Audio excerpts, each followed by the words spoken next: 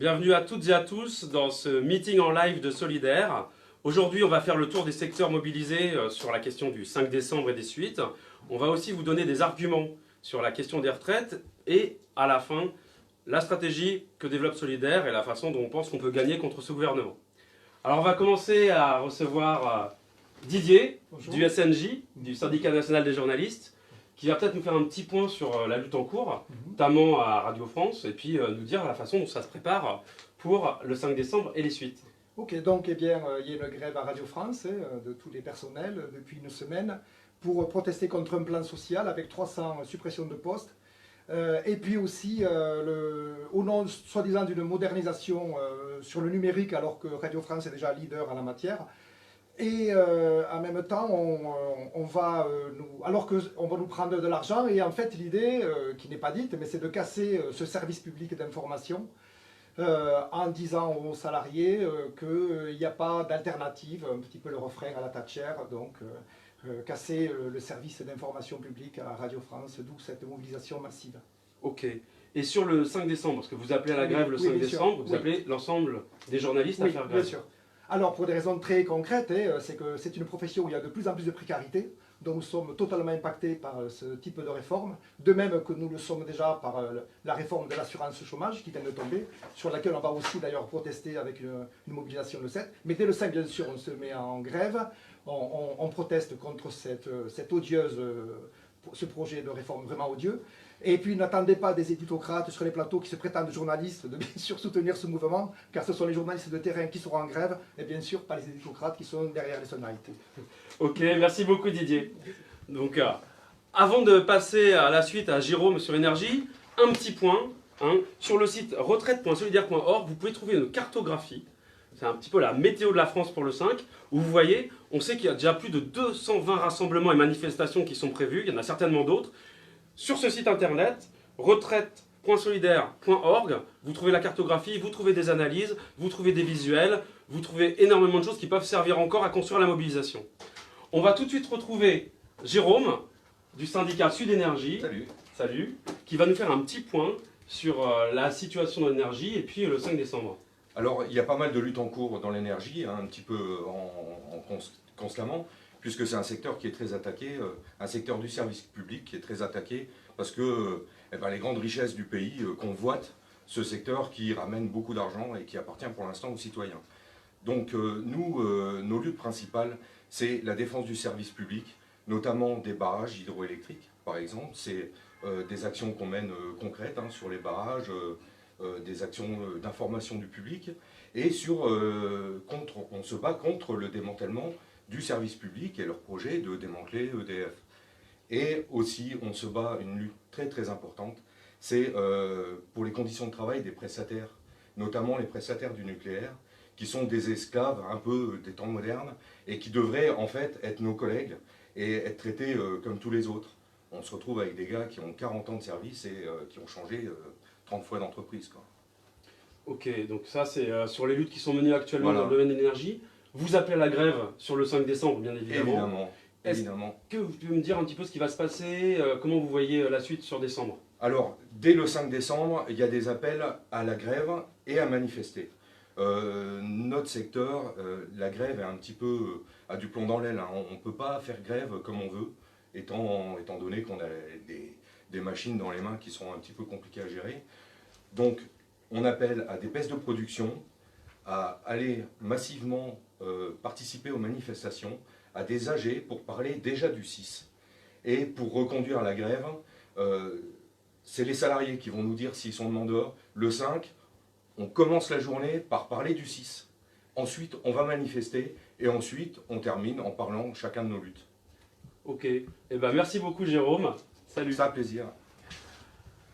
Si vous nous rejoignez maintenant, vous êtes bien sur le live Solidaire en Action, qui est une espèce de meeting de Solidaire.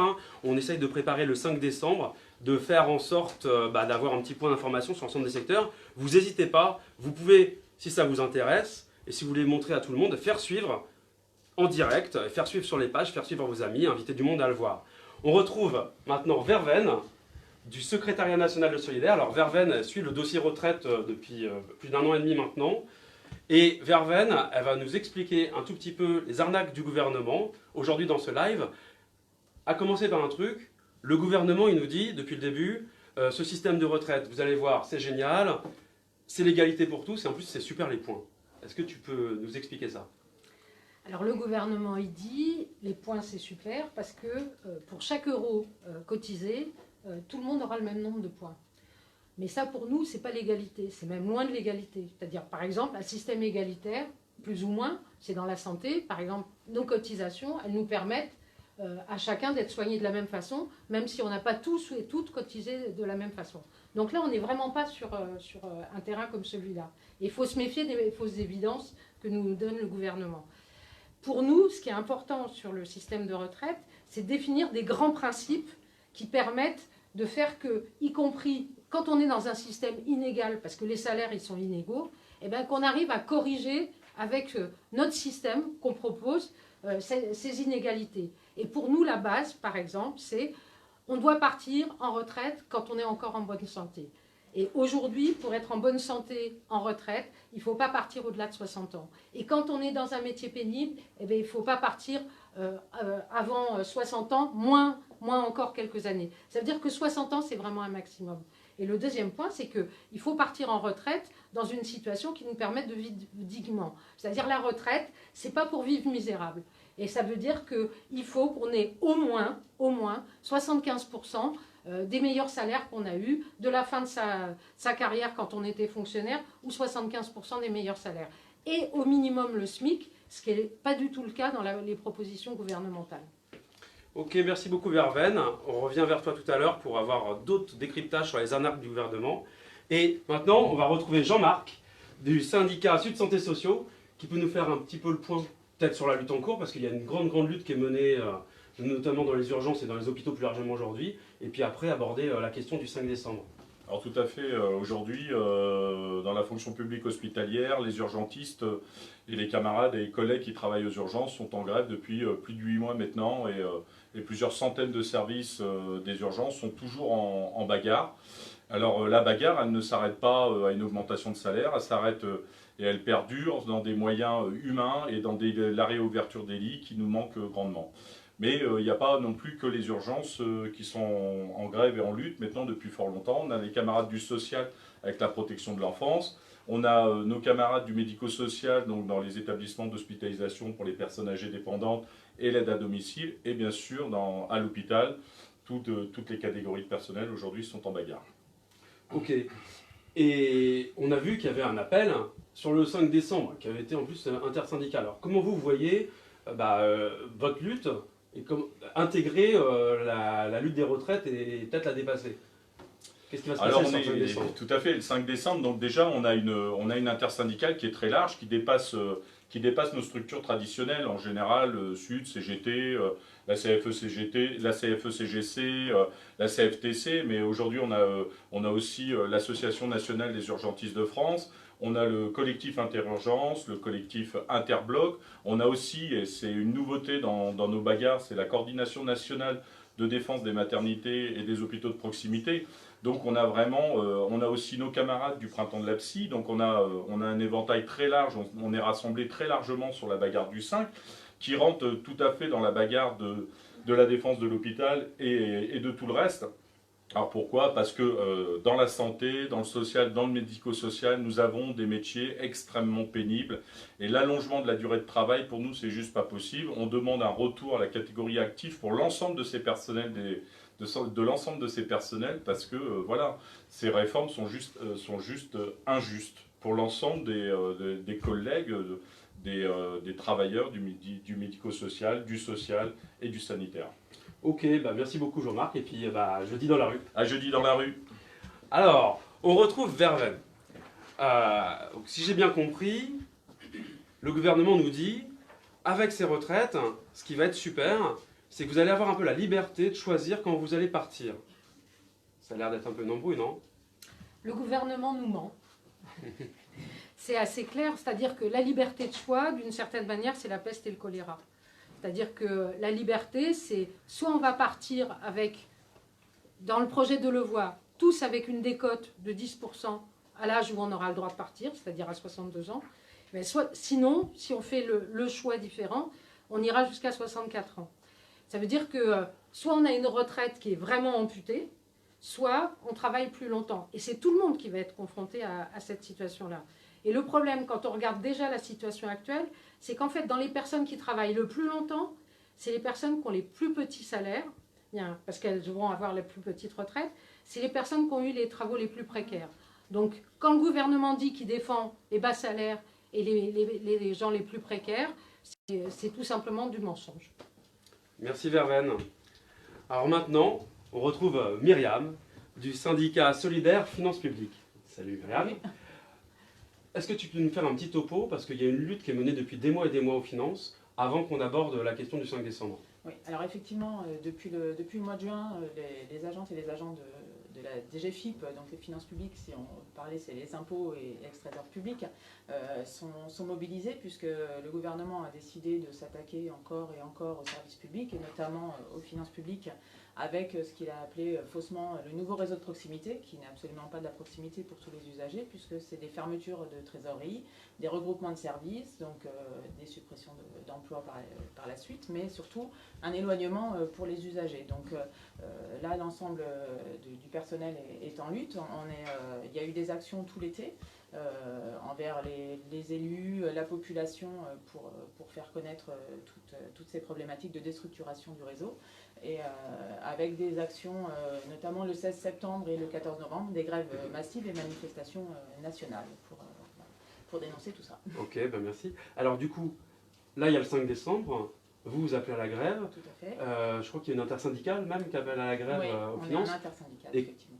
comment ça va être la mobilisation? Comment vous voyez l'articulation avec la mobilisation spécifique des finances, et puis la suite sur le mois de décembre où on essaye de faire monter la pression? Ouais. Et justement, quand on parlait tout à l'heure de fermeture des services publics, l'attaque contre les services publics, c'est une attaque contre l'État social, la justice sociale, justice fiscale, etc. Donc nous, on arrive facilement à articuler tout ça, puisque de toute façon, la réforme des retraites, c'est une attaque contre la solidarité, le principe de solidarité qu'on connaît en France.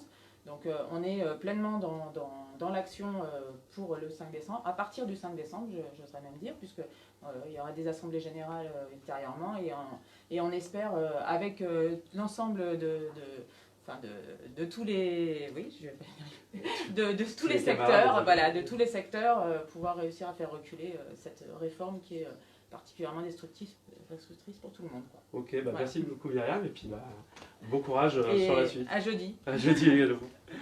Alors, on retourne voir Verveine, parce qu'il y a un argument, et c'est peut-être parmi les plus grossiers qui est utilisé aujourd'hui par le gouvernement, c'est de dire, c'est super, vous allez voir, avec cette nouvelle retraite, ça va être mieux pour les femmes.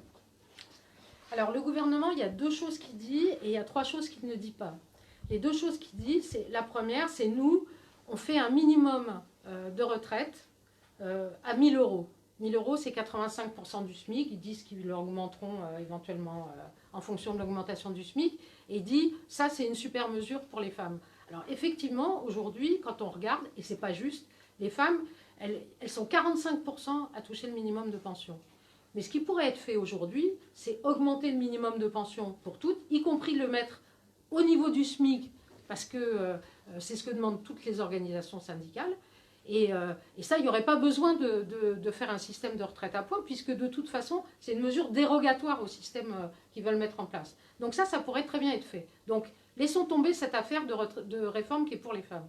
Deuxième chose, ils disent, c'est super, maintenant, à partir du premier enfant, eh ben, on aura 5% d'augmentation du nombre de points. Alors, il y a plusieurs choses autour de ça. C'est que la première chose, c'est que les 5%, ils ne seront pas nécessairement pour les femmes, puisque c'est le couple qui va décider si c'est mieux que ce soit pour l'homme, pour la femme ou à partager, etc. En sachant que, en général, dans les couples, c'est toujours la situation, c'est l'homme qui gagne le plus. Et peut-être qu'il y a des couples, y compris parce qu'ils n'ont pas de vision de ce qui peut se passer sur l'avenir, etc., qui vont décider que c'est l'homme qui garde les 5%. Donc, ce n'est vraiment pas une mesure favorable aux femmes. Et la deuxième chose, toujours sur ces 5%, c'est que le gouvernement ne nous dit pas que contre ces 5%, on perd des choses qu'on avait jusqu'à présent, qui étaient les trimestres acquis quand les femmes sont en maternité, etc., au titre de la maternité. Et ça change beaucoup de choses. Alors, dans les 3 choses qu'il ne dit pas, il ne dit pas, par exemple, que dans le système de pension de réversion, eh bien, maintenant, quand il y a des séparations, des divorces, etc., eh bien, une femme qui se retrouve seule et qui est souvent dans une situation financière plus difficile que celle de son mari, eh bien, elle n'aura pas le droit du tout à la réversion. Donc ça, c'est un problème. Il ne dit pas que pour les personnes qui sont déjà au travail et qui seraient demain concernées par le système de la retraite à points, eh bien, les trimestres acquis, ils vont être perdus. Donc ça, c'est aussi un souci. Les trimestres acquis, excuse-moi, tu veux dire les trimestres qui ont déjà été cotisés? Les trimestres qui ont déjà été cotisés, effectivement, ils seraient perdus. Donc ça, c'est une situation qui est intolérable. J'ai oublié. C'est de ma faute. J'ai oublié mon 3e parce que tu m'as coupé. Je cherche. Alors juste pendant ce temps, et si- la question des pensions de réversion, hein, c'est le conjoint, souvent la conjointe, qui va toucher une partie de la pension de son conjoint quand il est décédé à la retraite, pour Voilà. expliquer très rapidement, C'est ça. en attendant. Et le dernier élément, et qui est un élément extrêmement important, c'est qu'en fait, le système que met en place le gouvernement avec la retraite à points, c'est que au lieu d'avoir les 26 de référence pour calculer la retraite quand on est dans le privé, ou les 6 derniers mois, l'indice tenu les 6 derniers mois pour les fonctionnaires, et bien en fait on a la retraite qui est calculée sur toute la carrière. Bien. Et ça veut dire que pour les femmes qui sont nombreuses à avoir eu des carrières en dents de scie, etc., parce que les maternités, parce que les petits boulots, parce que le temps partiel, etc., et bien, calculé sur 40, 41, 42, 43 années, et bien, c'est nécessairement plus... c'est vrai pour tout le monde, mais c'est encore plus vrai pour les femmes que c'est plus défavorable. Merci Verveine. Donc, grosse arnaque hein, sur la question des femmes. Quand le gouvernement nous dit que c'est mieux, c'est une très grosse arnaque. Petit rappel, hein, la météo pour le 5, on n'oublie pas, on peut aller sur le site retraite.solidaire.org et puis vous allez trouver toutes les initiatives qui existent pour le 5 décembre. On retrouve Roland du syndicat CCRF et SCL. Alors je te laisse te dire, j'ai toujours peur de me tromper. Oui, on est un syndicat qui regroupons des agents de la Direction générale de la concurrence, consommation et répression des fraudes.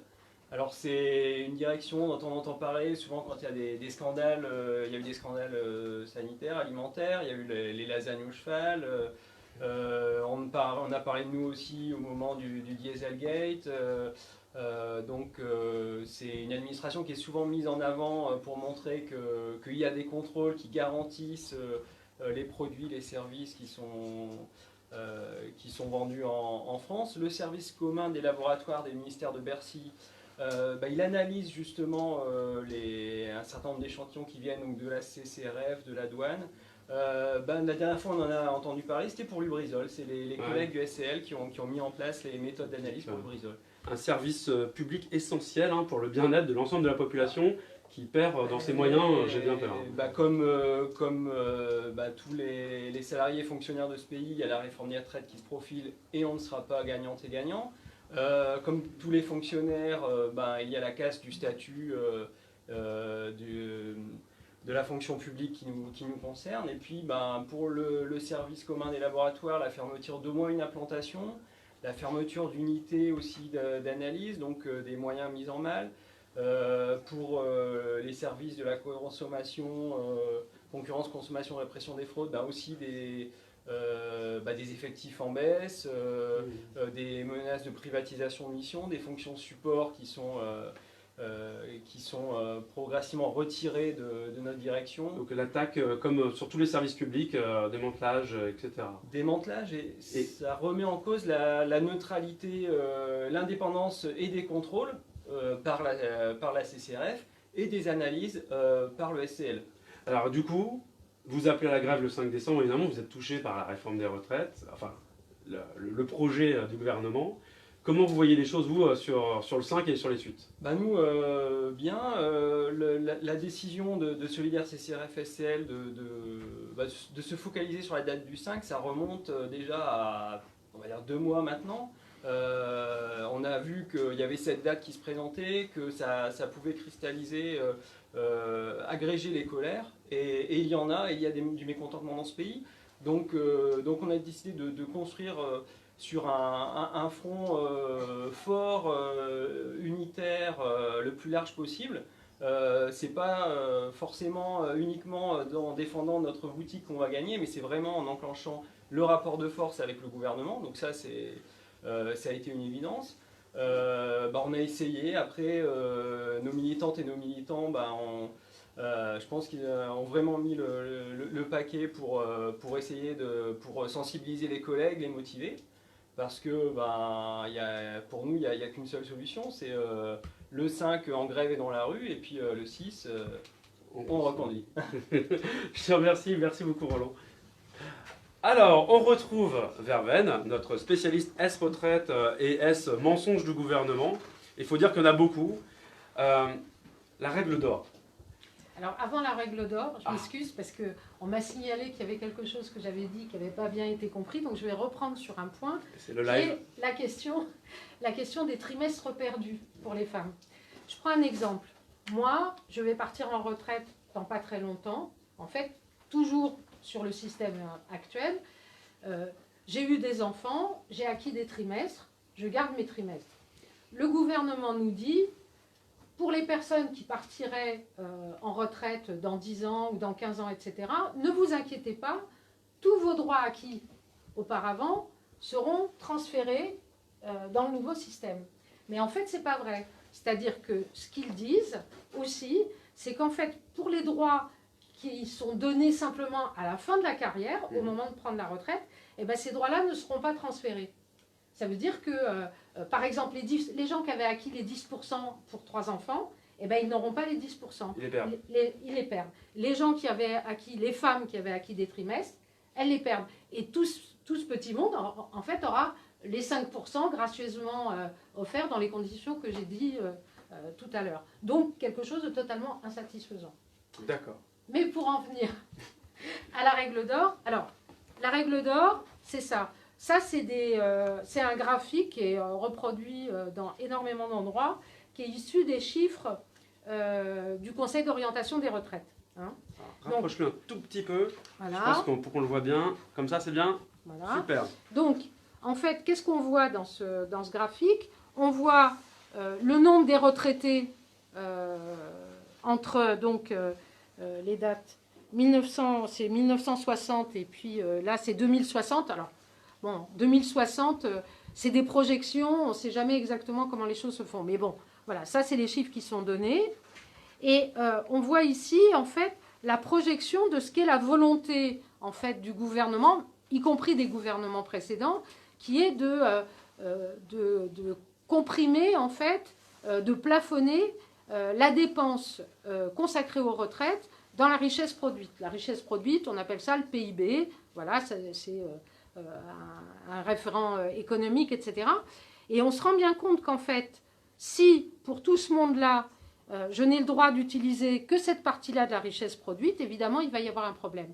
Donc, il y a une solution à ça, c'est celle que nous proposons, nous, et on n'est pas les seuls par ailleurs à proposer ça, mais on sait que le patronat et le gouvernement sont extrêmement fermés à ça. Nous, ce qu'on veut, c'est une discussion ouverte sur un autre système et sur l'augmentation des cotisations. C'est-à-dire, il va y avoir plus de retraités. Ça, en 2060, on ne sait pas combien il va y en avoir, mais en 2025, en 2030, on sait combien il va y en avoir. Ça veut dire que si on limite la part de la richesse produite, affectée aux retraites, de toute façon, ça veut dire que les retraités seront misérables. Donc ça, c'est pas possible. Ça veut dire qu'on veut un vrai débat public, pas un débat à la Macron avec des gens triés sur le volet et sur un projet complètement fermé, mais un débat sur comment on finance un système de retraite. Il faut augmenter les cotisations patronales. Il faut faire cotiser les revenus qui sont issus du travail et qui ne participent pas au financement des retraites aujourd'hui. Il y a des solutions, ça c'est tout à fait possible et c'est ce qu'on porte nous. Ok, bah merci beaucoup Verveine. Donc arnaque, arnaque sur la réforme des retraites, travailler plus longtemps, perdre de l'argent, inégalité, enfin bon, on n'a rien à y gagner. On retrouve Nicolas de la Fédération Sud-PTT, bon, salut Nico, qui va nous expliquer un petit peu ce qui se passe, parce qu'on dit Sud-PTT, alors c'est les postes et télécommunications, plusieurs entreprises, nous expliquer un petit peu ce que ça veut dire, et puis comment vous voyez le 5 décembre, les suites, ce qui peut se faire. Bah, ça devient très large maintenant sur le PTT parce qu'on est sur beaucoup de secteurs. On a vraiment conquis des parts, on va dire, dans les centres d'appel. On est devenu représentatif dans la convention prestataire de services. On est dans la publicité non adressée avec Adrexo, qui est une grosse boîte où il y a 20 000 personnes dedans, qui est pas mal menacée en ce moment. Il y a un vrai enjeu. Voilà, et en général, donc on a fait beaucoup de travail de préparation sur le 5 décembre. On a des conférences téléphonées avec les syndicats toutes les semaines et on a un bon feeling, j'ai envie de dire, notamment à la Poste, dans les grandes entreprises, hein, Poste et Télécom, on est à plus de 300 000 personnes, hein, c'est un truc considérable, avec un fort taux de féminisation, hein, 50-52%, ce que disait Verveine tout à l'heure, sur le sort qui est réservé aux femmes dans cette histoire, c'est un truc assez fondamental qu'il faut bien expliquer.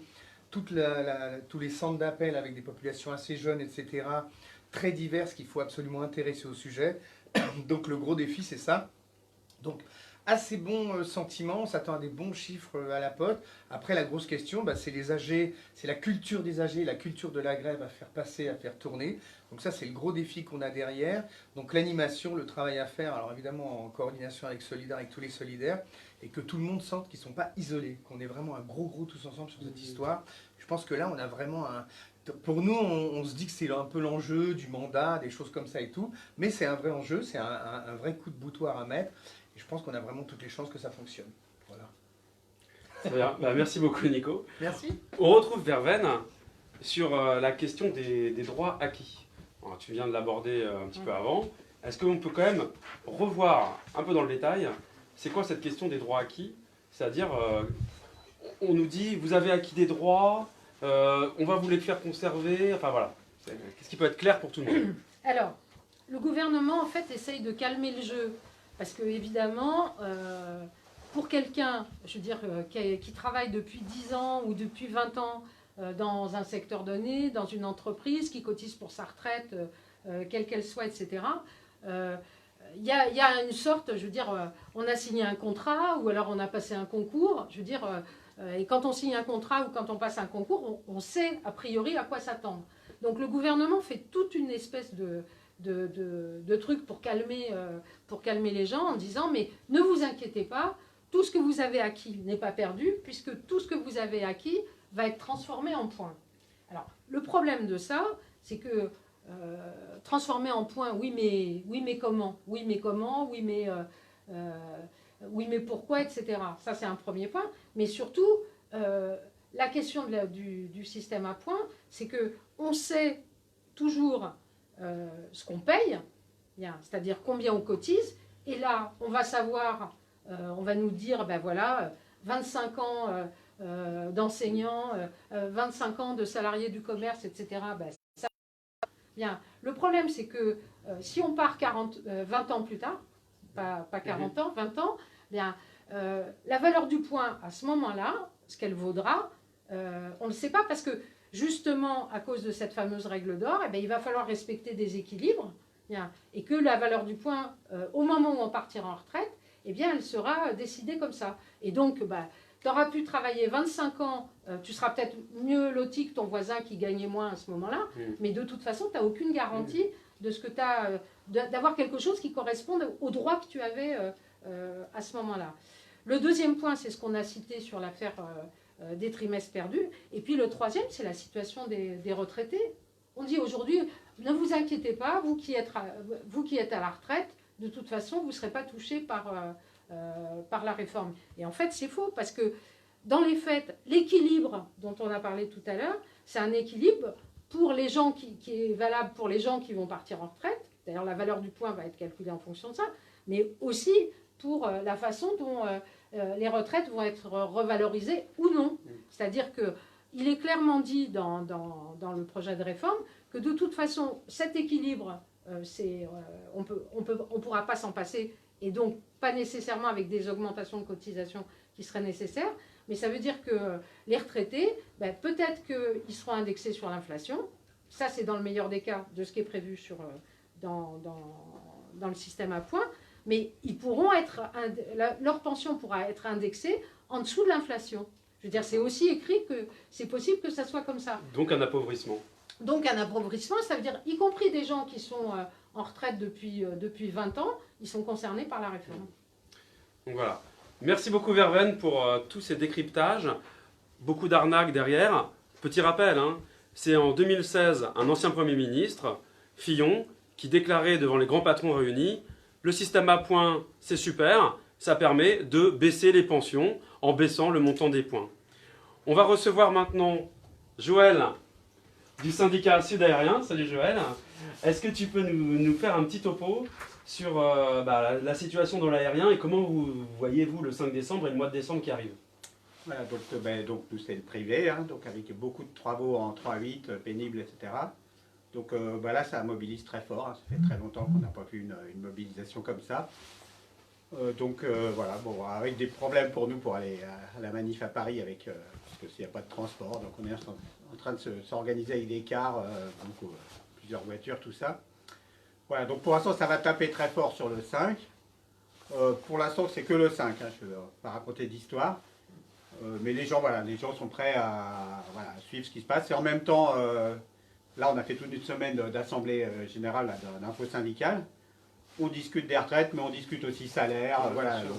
Toutes les attaques qui n'arrêtent pas. Bon, c'est un peu la journée du 5, c'est les retraites, mais c'est aussi les salaires, le ras-le-bol de ce gouvernement qui est toujours dans l'antisocial, la politique pour les riches. Voilà, donc il y a un truc très massif qui s'exprime pour cette journée-là. Donc Voilà. en fonction du niveau du 5, ça peut peut-être avoir un peu de conséquences, on verra. Il y aura des assemblées va- générales un peu? De toute façon, on a prévu d'autres assemblées, entre autres sur Roissy, toute une semaine, la semaine d'après.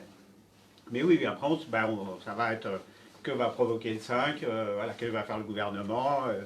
Voilà, tout le monde va être ouvert. Mais c'est sûr que tout le monde est en même temps. C'est la première fois qu'il y a, depuis, à part des histoires spécialement Air France, c'est la première fois qu'il y a une telle poussée, on sent une telle poussée là, qui touche tout le monde, tous les secteurs. Voilà, Donc c'est quand même très gros quoi. Ah oui, Merci beaucoup Joël, et puis on espère qu'on arrivera à se voir en manif jeudi. oui, on va se retrouver. Alors, on retrouve Eric, Eric Venel qui est co-délégué de l'Union Solidaire. Bonsoir les camarades. Et on voulait faire un petit point parce que Solidaire appelle depuis longtemps, mais a lancé un appel début du mois de novembre à la création de convergences à partir de début décembre, hein, et à additionner toutes les luttes. Alors qu'est-ce qu'on entend par convergence et pourquoi cet appel de Solidaire? Cet appel, il est issu du processus qu'on a enclenché depuis début octobre, hein, c'est-à-dire que pour nous, c'est une bataille majeure sur cette question des retraites. On travaille avec beaucoup de collectifs déjà depuis plusieurs mois, notamment par exemple Solidaire a participé depuis de nombreux samedis aux manifestations des Gilets jaunes. On avait appelé d'ailleurs pour la journée anniversaire des mobilisations des Gilets jaunes. On a suivi l'appel qui a été issu de l'Assemblée de Montpellier, qui appelle lui aussi à participer au 5 et au 7. Et donc pour nous, il y a intérêt à essayer d'enclencher, d'agréger, de converger, d'additionner, de faire en sorte que toutes ces colères qui se répandent depuis plusieurs années dans le pays, qu'on a retrouvées en 2016 contre la loi travail, qu'on a retrouvées dans la mobilisation Gilets jaunes, qu'on trouve dans la santé, qu'on trouve dans toutes celles et tous ceux qui vont venir s'exprimer ce soir, elles puissent s'additionner à partir du 5. Le 5, c'est le top départ, mais après, il faut poursuivre, enclencher. Le 7, pour nous, c'est une date de convergence avec les questions des précaires, la question des chômeurs, et à partir de là, continuer et alimenter, multiplier des manifestations, des grèves, des reconductibles et une grève générale. D'accord, donc chacune apporte sa colère et on construit ensemble. Tout à fait. Merci beaucoup Eric, à tout de suite pour une autre intervention. On va retrouver Moussa du syndicat Sud Commerce et Services. Bonsoir. Salut. Est-ce que tu peux nous dire un petit peu où vous en êtes et vous appelez au 5 décembre, un intersyndical il me semble? Naturellement, oui. Nous, on est très sensibles à ce qui se passe actuellement. On est vachement touché par les petits salaires dans le commerce de bouche, le commerce de détail, etc. Donc on a eu également, il y a quelques semaines, la lutte des salariés de Nike, ouais, qui a donné satisfaction. Sur les Champs-Élysées, c'est voilà, ça? Sur les Champs-Élysées, qui est là où ça a fortement bougé. Également, on a sensibilisé les camarades, parce qu'il y a beaucoup de camarades qui s'interrogent à savoir s'ils peuvent faire grève, parce que c'est privé, donc ils disent qu'il faut un préavis, il faut faire un préavis. On leur a dit qu'ils pouvaient avertir leur employeur en amont et venir à la manifestation, et qu'on les invitait fortement à venir, parce que c'est vachement important, et surtout, dans le commerce, il y a beaucoup de petits salaires, pardon. Ouais. Et du coup, c'est important, quoi. Donc on peut le dire, tous les salariés du commerce sont couverts par votre appel. Voilà. On peut faire grève dans le commerce le 5. Et du coup, on va voir sur les suites un petit peu. Vous avez un petit peu des idées sur les suites après le 5 ? Déjà, on attend de voir le résultat. Nous, en tout cas, on est en intersyndical avec la CGT et FO. Et on invite vraiment tous les camarades à se mobiliser, parce que c'est maintenant, il faut y aller, quoi, parce que après leur travail, après tout ce qui est passé ces dernières années, il faut vraiment que tout le monde se mobilise, parce que là, c'est tout le monde qui va être impacté, quoi. Ok. Voilà. Et merci beaucoup Moussa. Et puis on se voit jeudi dans la rue. Alors, petit point info sur notre Facebook Live, ce meeting en ligne. Je vous rappelle, ça c'est la carte mobilisation en cours. Il y a tout ce qui se passe pour construire le 5 et il y a aussi plein de dates sur le 5, plus de 200 dates que vous allez trouver sur le site retraite.solidaire.org. N'hésitez pas non plus à partager la page, à liker, à faire tourner, enfin voilà, on est dans la construction. Le 5, ça s'annonce être une très grosse journée, certes. Enfin, si on veut déborder, aller plus loin, il faut continuer à convaincre le maximum de personnes. On retrouve à nouveau Eric, Eric Benel du secrétaire national de Solidaire.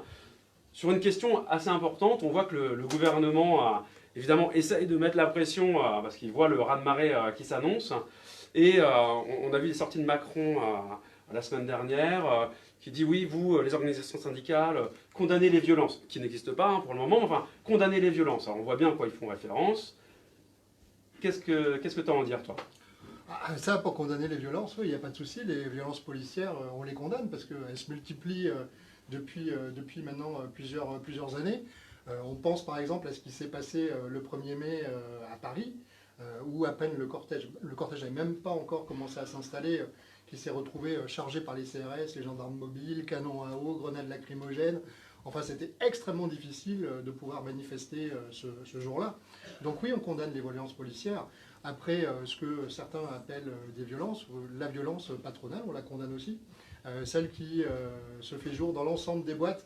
Il y avait un papier tout à fait passionnant aujourd'hui dans Libération, où on parlait de tous les morts au travail qui sont quasiment invisibles. Il y avait 4 pages sur ces questions. Ça, c'est de la violence. Ça, c'est de la violence concrète. Quand il y a un distributeur ou une vitrine, non, ça, c'est pas de la violence. C'est le bris d'une vitre. C'est couvert d'ailleurs par les assurances. Et ça, c'est pas du ressort des organisations syndicales. Les organisations syndicales, elles mettent en jeu la colère sociale qui s'exprime. Et cette colère sociale, elle doit pouvoir s'exprimer librement sans les flics. Voilà. Et on voit bien que la pression policière va être extrêmement forte jeudi, qu'on va essayer de montrer uniquement des questions de répression. Mais notre nombre et le nombre impressionnant de grévistes qu'il y aura jeudi sera la preuve de notre détermination. Merci beaucoup Eric, c'est très clair. Donc, on ne se laisse pas avoir évidemment par ce qu'on pourrait entendre sur les chaînes d'infos en continu, ce genre de trucs, sur les questions de la violence. On rejoint maintenant nos 2 camarades de Solidaire Informatique, Vincent et Patrice. Salut.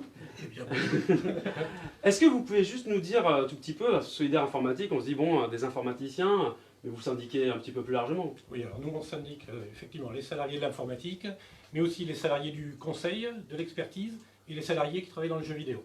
D'accord, donc c'est quand même assez large. C'est assez large. C'est le privé. Grève le 5 ou pas ? Bien sûr, grève le 5, et effectivement on est dans le privé. On voudrait déjà rappeler effectivement que cette mobilisation, c'est pas la mobilisation pour la défense, uniquement pour la défense des régimes spéciaux, on est bien solidaire avec eux, mais c'est une réforme qui va toucher tout le monde, et donc c'est pour ça que tout le monde doit se mobiliser. Nous on est salariés du privé, donc on en parlait un petit peu tout à l'heure, on rappelle effectivement que dans le privé, tout le monde peut faire grève, tout salarié peut faire grève. On envoie un petit mail, on prévient son patron, je ne serai pas là, je suis en grève, et c'est bon, il n'y a pas de préavis dans le privé. Ok, super. Un mot supplémentaire peut-être sur la notion de précarité. Dans notre secteur, on a une multiplication de tout ce qui est contrat à durée déterminée, les contrats de mission, beaucoup d'alternance. Après, depuis les ordonnances Macron, on a une augmentation des licenciements abusifs. Donc énormément de chômage qui se développe, notamment chez les femmes et les seniors. Du coup, tout ça, ça a une incidence sur forcément les cotisations, la retraite et les impacts que ça peut avoir qu'on note tous les jours. Ok. Voilà, encore un petit point, parce que peut-être pour casser quelques idées reçues, nos métiers ils sont fortement aussi touchés par la pénibilité qui n'est pas traitée du tout dans cette réforme. Chez nous, il y a du travail de nuit, du travail en 3-8, il y a des astreintes, de la mobilité.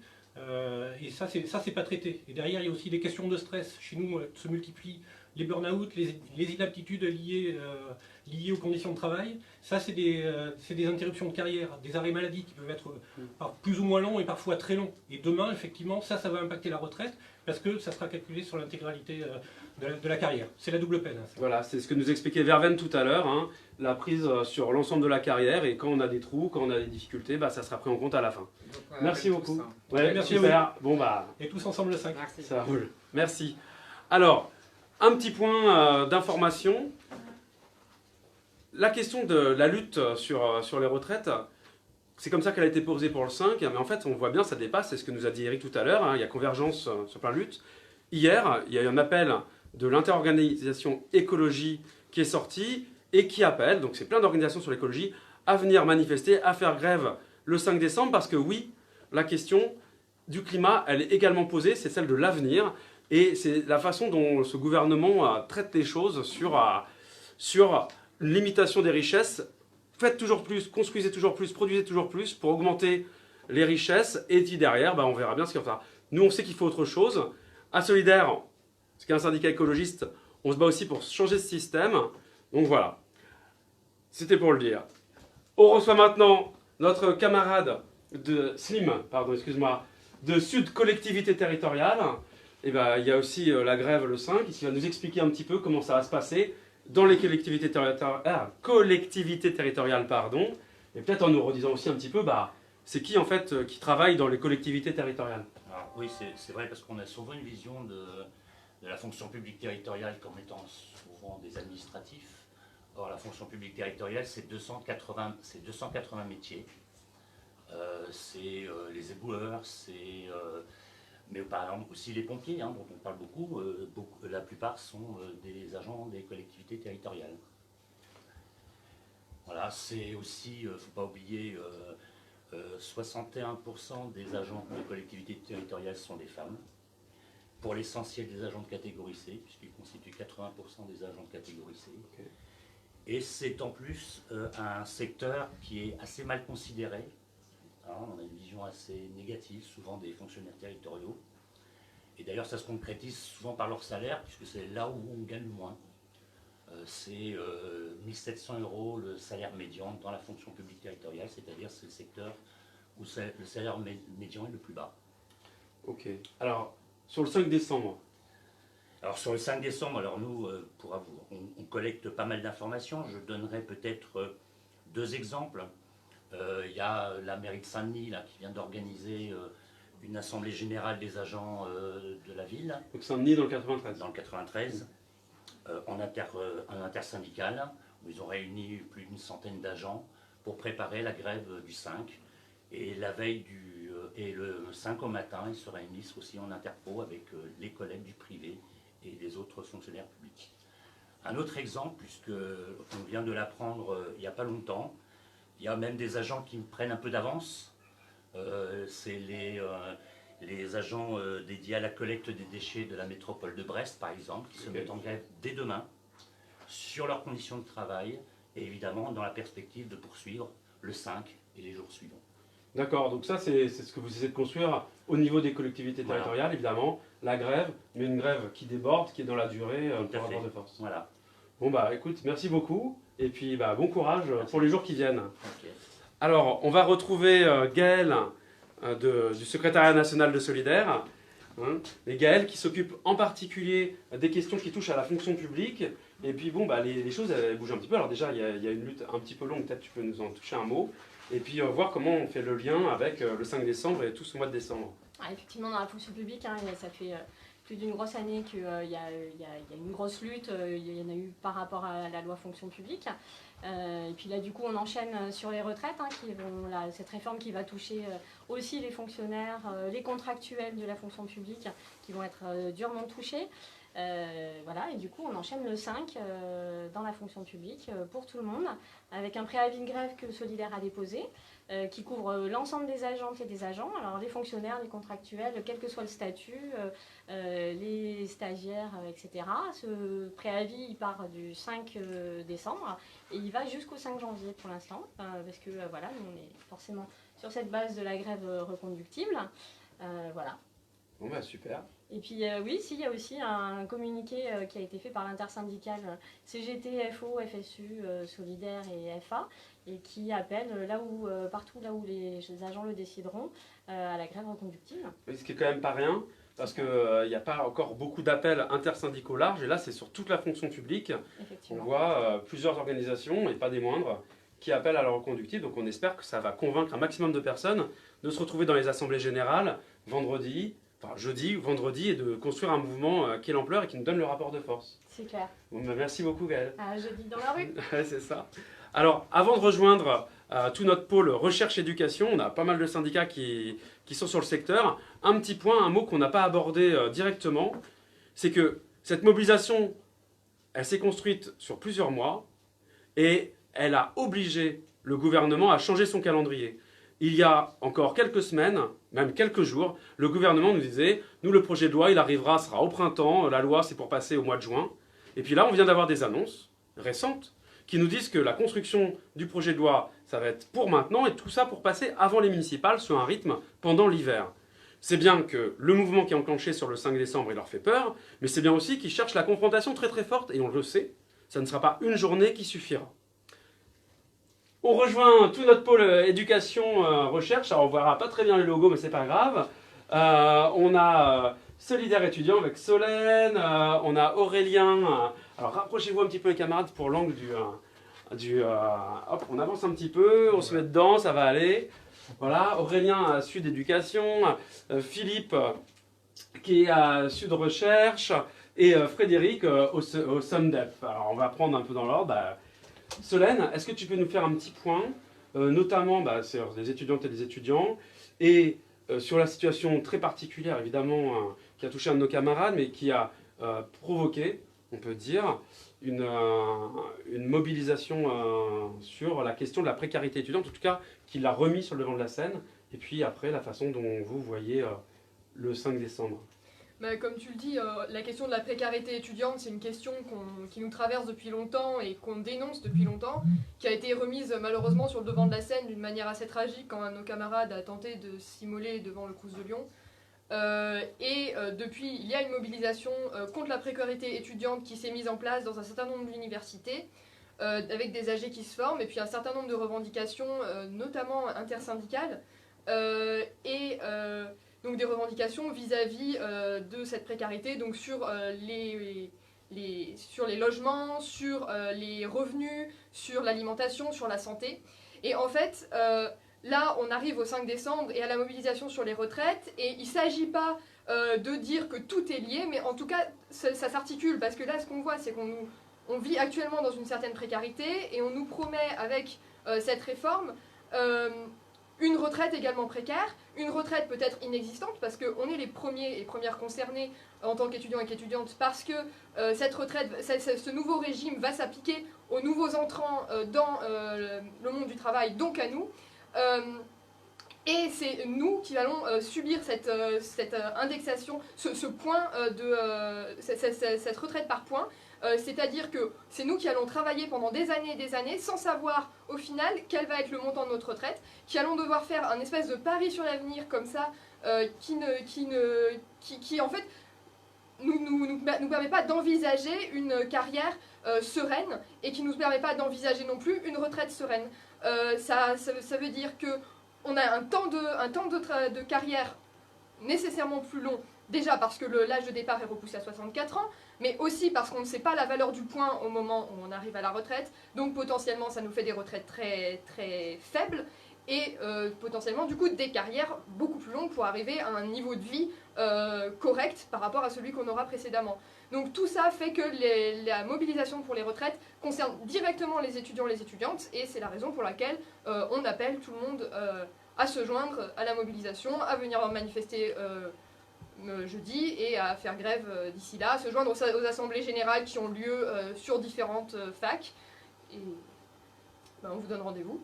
Et à voir s'il y a moyen de reconduire et de prolonger le mouvement peut-être. Bien sûr, bien sûr, bien sûr. Et ça, malgré les partiels qui arrivent et malgré tous les cours. Là, il y a des demandes à faire aussi localement sur les facs pour faire repousser tout ça, pour modifier les conditions d'assiduité pour qu'on puisse se joindre à la mobilisation, parce que cette mobilisation est vraiment très importante dès aujourd'hui et pour notre avenir. Merci beaucoup Solène. Aurélien, puisque tu es juste à côté, donc tu es à la Fédération Sud Éducation. Là, on nous annonce le cataclysme quasiment, enfin, de leur point de vue. Nous, on dirait un mouvement très très suivi d'une autre impression, c'est-à-dire une grève ultra massive, très majoritaire, le 5, et peut-être sur les jours qui suivront. Oui, effectivement, dans l'éducation, on a des taux de grévistes annoncés. Alors, dans le premier degré, on a une vision assez précise, puisque sous le gouvernement Sarkozy, il y a eu une atteinte au droit de grève qui a été la mise en place du service minimum d'accueil qui nous oblige les enseignantes et les enseignants du premier degré à dire 48 heures à l'avance s'ils comptent faire grève. Et d'ailleurs, on a déjà des endroits sur les reconductions où il y a des tentatives de pression, d'expliquer que comme les papiers n'étaient pas bien remplis, ça n'allait pas être possible le 6, etc. Voilà, on pourra peut-être y revenir, mais donc effectivement, on sait assez précisément, là ça commence à les chiffres des écoles fermées, etc. On voit qu'on va avoir des taux de grévistes qui vont être autour du 70% dans le premier degré au niveau national. On a une grève qui est majoritaire sur le ministère. Il y a deux raisons à ça. C'est d'une part qu'on a essayé de nous dire oui, attendez, tout ça est en discussion, on ne sait pas bien ce qui va se passer. Les organisations syndicales, elles ont fait un travail tout bête. Elles sont allées voir les collègues sur la base des éléments connus. Voilà ce que ça va donner. Il y a des simulateurs qui ont été mis en place. Le ministre, il a beau nous dire qu'on n'a pas tout compris. Les collègues, ils ont compris l'essentiel. Et ça donne des taux de grévistes qui sont historiques au ministère jeudi. Et la deuxième raison, c'est aussi qu'on est sur un ministère très féminisé et qu'on voit que cette réforme, elle va pénaliser tous les collègues, mais particulièrement les femmes. Oui, parce que c'est des centaines et des centaines d'euros par mois en moins, hein, si j'ai bien compris ce qui pourrait se passer dans l'éducation. Voilà, on parle de baisse de pension de l'ordre de 3 jusqu'à 600 euros par mois en fonction effectivement des corps et des situations. Oui, sachant qu'on ne part pas de pension qui serait à 5 ou 6 000 euros par mois, quoi, hein. Non, alors effectivement, voilà, il y a des estimations des pensions des enseignants. On a vu Macron en débat qui avait des estimations aussi un peu particulières des niveaux de pension. Mais donc voilà, là on parle de baisse forte et de niveau de pension donc fortement dégradé et d'un allongement de la durée de cotisation parce que voilà, forcément ça encourage à atteindre à minima l'âge plancher, voire tenter d'avoir des bonus en travaillant, en prolongeant plus. Et ça joue aussi parce qu'il y a plein de collègues qui ne se voient pas être devant une classe jusqu'à 67 ans. Oui, donc il va falloir choisir, hein. Travailler plus longtemps en gagnant moins ou alors se mobiliser et gagner là dans la confrontation du mois de décembre. Merci beaucoup Aurélien. Peut-être un mot sur la reconductible quand même. Ah pardon, je t'en prie, j'ai un peu... Voilà, non mais sur les suites parce que Gaël a évoqué l'appel fonction publique, il a été décliné dans l'éducation nationale avec un communiqué qui va sortir ce soir, qui appelle les collègues à se réunir en assemblée générale et évidemment à avoir des suites au 6. Et on sait que ce ne sera pas un appel en l'air parce qu'on a déjà des retours d'Assemblée Générale qui ont déjà voté la reconduction pour le 6 évidemment et les jours qui suivront. Et voilà, on appelle à amplifier ce mouvement parce qu'on sait que ce sera la clé pour gagner. Ok, merci. Philippe, parce que tu es juste là, donc tu es au syndicat Sud Recherche EPST. Est-ce que tu peux juste dire en 2 secondes le champ de recherche? Alors, rapprochez-vous, on fait bloc là, c'est l'enseignement, la recherche des étudiants. Et puis vous, comment vous voyez le 5? Et en plus, il me semble qu'il y a un appel très très large sur le secteur. Sud Recherche EPST, donc c'est un syndicat qui couvre les EPST, donc les établissements publics à caractère scientifique et technologie. Pour faire simple, ce sont tous les établissements comme le CNRS, qui ont le même statut que le CNRS. Donc il y en a un certain nombre. Alors on est actuellement un peu sur le fil de rasoir dans les EPST parce qu'il y a 2 EPST qui vont disparaître au 1er janvier. Il y en a un qui va être fusionné dans un autre et il y en a un qui va disparaître complètement pour aller à l'université. Et donc tous ces événements amènent à une certaine tension et il faut avouer aussi que la réforme des retraites n'est pas faite pour calmer les tensions. Et donc oui, il y a un appel intersyndical assez large par l'ensemble des syndicats de la CGT du secteur, de Force ouvrière du secteur, de la FSU et de Solidaire, avec le SNPTES qui appelle à se mobiliser fortement, participer aux AG, à faire grève et à poursuivre le mouvement. D'accord, voilà. Super, merci pour cette synthèse rapide. Frédéric, tu es membre du SUNDEP, alors, qui s'indique, tu vas expliquer, ouais, alors... et puis peut-être voir effectivement juste ensuite ce que ça donne pour le 5 et sur les suites. Alors, Frédéric, il occupe la place. Voilà. Donc le SYNDEP solidaire regroupe des personnels qui sont enseignants et non enseignants dans les écoles, les collèges et les lycées privés sous contrat, mais aussi dans les écoles et l'enseignement supérieur privé. De mémoire de syndicalistes, c'est vrai qu'on a rarement vu dirons-nous, notre acte d'appel aussi bien perçu par les collègues. C'est vrai que quand on explique aux collègues, majoritairement femmes, que en fait, déjà avec les anciennes réformes, elles étaient les principales perdantes, puisqu'on voit que le nombre de femmes qui partent déjà aujourd'hui avec une décote a explosé depuis 2003, et que là, le gouvernement continue. Il y a vraiment une prise de conscience des collègues qu'on va se faire plumer. Donc dans notre secteur, il y a un appel intersyndical CGT, FO et donc du SYNDEP solidaire pour le 5. Pour la suite du 5, on s'appuiera sur les intersyndicales du public et qui sont déjà un peu faits, mais pour continuer l'action après le 5, en s'appuyant aussi sur les problèmes qu'on rencontre dans le secteur, c'est-à-dire par exemple cette année la réforme des lycées qui est une vraie catastrophe et qui fait que les conditions de travail des collègues sont vraiment dégradées. Donc le mécontentement dans la profession est extrêmement fort.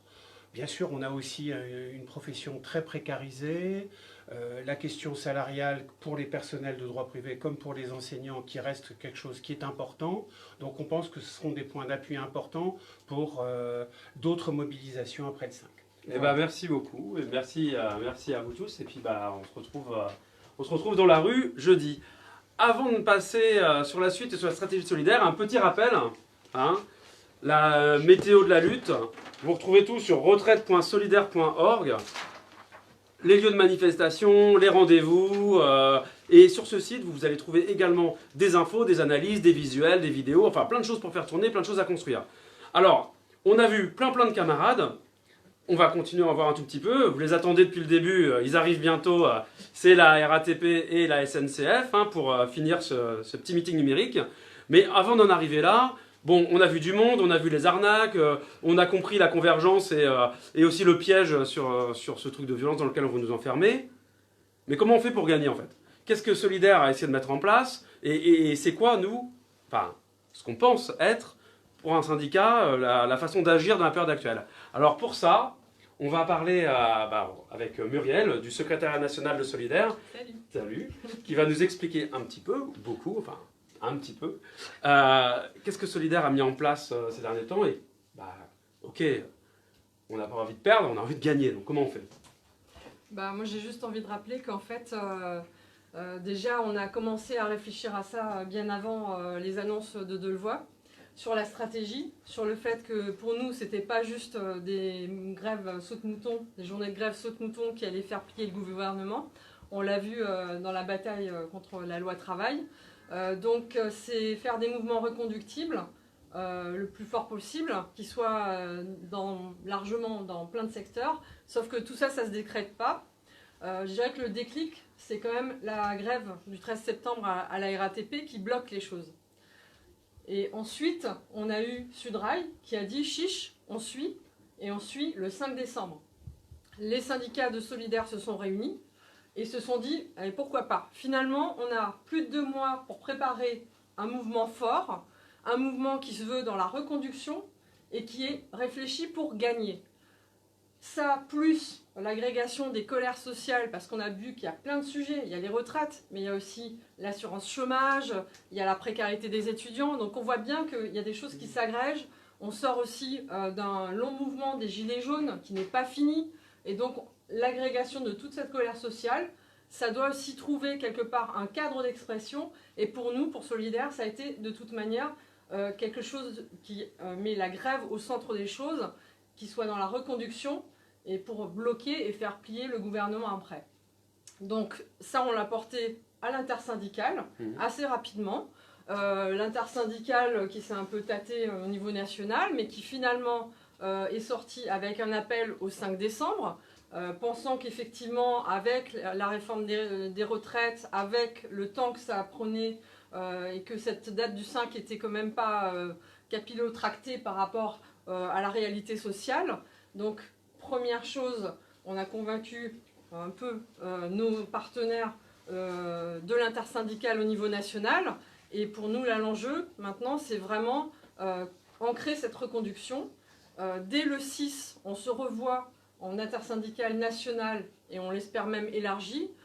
Et pour nous, solidaires, ce sera vraiment trouver les dates pour ancrer la reconduction, parce qu'on sait qu'il y aura des secteurs qui seront dans la reconduction dès le 6.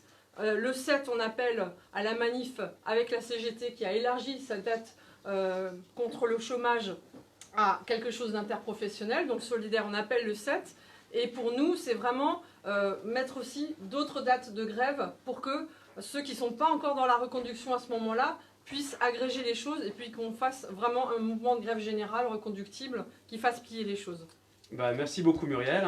Donc les choses, voilà comment Solidaire les voit. La construction d'une grève reconductible. Et on peut même dire aujourd'hui, et c'est l'objet de la banderole derrière depuis le début, mais d'une grève générale reconductible. Une grève générale qui existera le 5, c'est certain. Tout ça, c'est parti au début. Et ça va être la fin de notre meeting en ligne. De deux secteurs. D'une grève à la RATP, et on a FX de Solidaire RATP, c'est notre syndicat à la RATP, c'est Solidaire RATP, et du rail qui a embrayé derrière avec Christophe du syndicat Sudrail. Alors, peut-être FX pour commencer et Christophe pour finir, on en est où sur la construction du 5? Comment vous voyez les jours qui vont suivre? Enfin, voilà. Alors, Simon, merci. Ce qui se passe aujourd'hui à la RATP, ça fait plus de 3 mois quasiment qu'on prépare cette grève et la manifestation qui aura lieu le 5 après-midi. Grâce à l'unité syndicale qu'on a su obtenir à la RATP dès le 20 septembre, on a réussi à faire converger tous nos secteurs professionnels à la RATP, donc c'est-à-dire les guichetiers, les machinistes, ceux qui conduisent les bus, les conducteurs de train, les conducteurs de métro, les salariés qui s'occupent de la maintenance des bus, les salariés qui s'occupent de la maintenance des trains. Tout ce travail-là s'est fait progressivement, continuellement, et là on arrive sur une mobilisation très forte à la RATP, grâce à nos camarades et alter ego côté SNCF, qui est le syndicat Sudrail. On a pu faire du travail en interprofessionnel. Et c'est ça qui aujourd'hui arrive au résultat qu'on a. On sait aujourd'hui par exemple dès le 5 qu'il y a plus de 11 lignes de métro qui seront fermées dès le 5. Ce n'est pas rien, donc le résultat est là. Pareil sur les lignes A et B, les lignes A et B seront fermées sauf aux heures de pointe parce qu'on a quelques cadres qui vont venir assurer le service pour les usagers, mais ça encore ça ne tiendra pas longtemps. La mobilisation est très forte à la RATP. Super. Et juste, parce qu'on voit la mobilisation très forte là, qui se construit sur le 5. La question qui se pose, et la question qu'on a tous et toutes en tête, et qu'on a depuis tout à l'heure, qui a été déjà abordée, c'est cette reconduction. Comment vous la voyez? Comment elle peut se construire? Comment elle est discutée? Nous, chez nous, dès le début, en fait, dès le départ, on a décidé de reconstruire et en fait de créer un mouvement reconductible.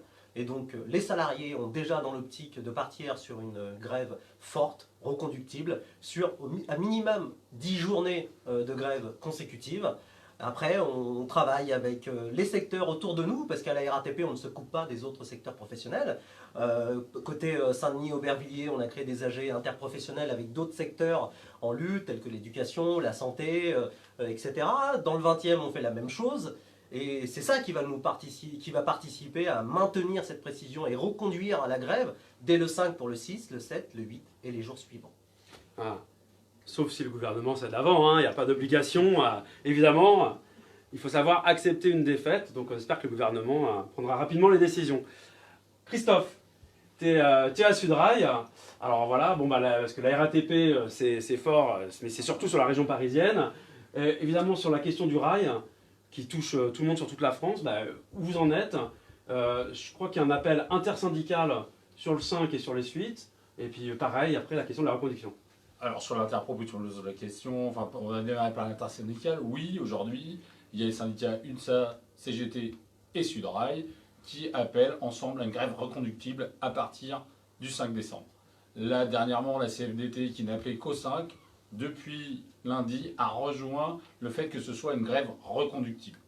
Aujourd'hui, pour vous installer un peu le paysage, alors on remercie d'abord nos camarades clairement de la RATP, puisque cette fenêtre, elle existe parce qu'ils ont pris cette décision-là. Nous, on a eu un congrès en suivant de cette décision qu'ils ont eue en septembre.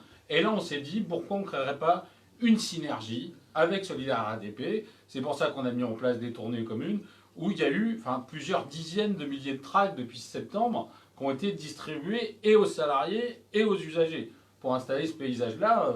Voilà, aujourd'hui, et pour vous donner quelques chiffres, aujourd'hui le 5 à la SNCF, c'est plus de 150 AG sur le territoire français. C'est aujourd'hui des secteurs qui seront 100% en grève. Les premières prévisions du 5, c'est un train sur 10 en transilien. C'est quelques TGV, je dis bien quelques, puisque suivant les endroits et les axes, c'est 2, 3, 5. Aujourd'hui, c'est simple. Depuis qu'ils nous ont mis la loi scélérate sur le service minimum, il y a des taux de grévistes et un engagement qu'on n'a jamais vu aussi fort depuis 2007 qu'ils ont créé cette loi qui limite notre droit de grève. Donc c'est pour ça qu'on est optimiste. On est optimiste aussi pourquoi? Parce qu'aujourd'hui, il faut savoir que nos dirigeants, la SNCF quand même, les suppôts du gouvernement, très clairement, eux, ils ne voient pas une tentative de reprise avant mardi prochain et les annonces du gouvernement. Même notre propre direction est sur cette base-là. Et pour que ce soit clair, et je pense, FX l'a dit tout à l'heure, oui, on sait qu'on peut bloquer le pays, les transports, oui, on sait qu'à SNCF, le MIT, etc. Mais par contre, je veux préciser, c'est pas une grève corporatiste. Dans la tête des cheminots, c'est bien ça qu'il y a, c'est une grève sociétale. Aujourd'hui, le régime spécial des cheminots, il y en a 42, etc., c'est pas ce qui nous importe. Ce qui nous importe, c'est qu'on a une famille, c'est qu'on a des enfants, et qu'on fait ça pour eux, on fait ça pour un autre monde. Alors oui, le 5, on sera effectivement fort dans la rue et en grève. Ce qui est important, c'est la reconductibilité. Et on invite tous les secteurs qui ne seront pas encore à nous rejoindre, parce qu'on ne lâchera pas, on est pour une autre réforme, très clairement, où il y a le partage des richesses. Il y en a marre de détruire les services publics, il y en a marre qu'il y ait des travailleurs qui se tuent, il y en a marre qu'il y ait des étudiants qui s'immolent. Aujourd'hui, il y a une fenêtre pour qu'on change de société, et c'est un combat sociétal, et surtout pas, comme veut nous faire croire Macron, un combat sur les régimes spéciaux par des soi-disant privilégiés. Merci beaucoup les camarades. Merci. C'est la fin de ce meeting en ligne, de ce spécial Solidaire en Action, construction du 5 et des jours qui suivront. J'espère que vous avez eu toutes les informations qui vous intéressent. Vous n'hésitez pas à faire suivre, à liker. Quand même, cette lutte, elle va se construire par la grève, par les manifestations, mais aussi, et ça a été dit et redit, dans les assemblées générales. Et on n'oublie pas que pour gagner, c'est la pression sur l'économie, les blocages qu'on peut organiser sur nos lieux de travail ou autour avec les collègues de bureau. À bientôt les camarades.